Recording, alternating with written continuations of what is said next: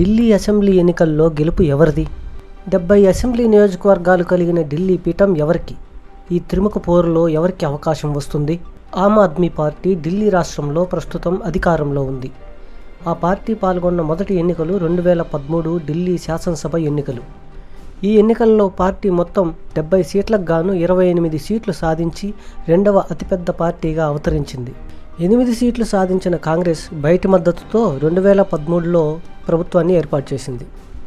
2015 ఢిల్లీ శాసనసభ ఎన్నికల్లో కనీవినీ ఎరుగని రీతిలో అరవింద్ కేజ్రీవాల్ నేతృత్వంలో మొత్తం 70 శాసనసభ స్థానాల్లో 67 సీట్లను సాధించి తిరిగి అధికారంలోకి వచ్చింది.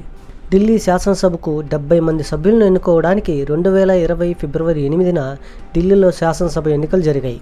అరవింద్ కేజ్రీవాల్ నేతృత్వంలోని ఆమ్ ఆద్మీ పార్టీ 62 సీట్లను గెలుచుకుని ఎన్నికల్లో సంపూర్ణ మెజార్టీని సాధించింది.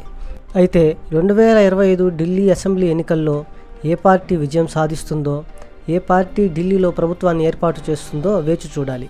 2025 ఢిల్లీ అసెంబ్లీ ఎన్నికల్లో బీజేపీ ప్రతి నియోజకవర్గానికి ఒక కేంద్ర మంత్రిని నియమించుకుంటే, కాంగ్రెస్ పార్టీ కూడా రాష్ట్రాలలో ఉన్న ఎంపీలని, ఎమ్మెల్యేలని తీసుకొచ్చి ప్రభుత్వం అధికారంలోకి రావాలి అని, ప్రస్తుత ఢిల్లీ రాష్ట్ర అధికార పార్టీ అయిన ఆమ్ ఆద్మీ పార్టీ కూడా తిరిగి విజయం సాధించాలని ఈ 3 జాతీయ పార్టీలు ప్రయత్నం చేస్తున్నాయి. ఈ త్రిముఖ పోరులో అవకాశం ఎవరికి వస్తుంది? ప్రజలు ఎవరిని ఆదరిస్తారు? అధికారం ఎవరు చేజిక్కించుకొని ప్రభుత్వాన్ని ఏర్పాటు చేస్తారో వేచి చూడాలి.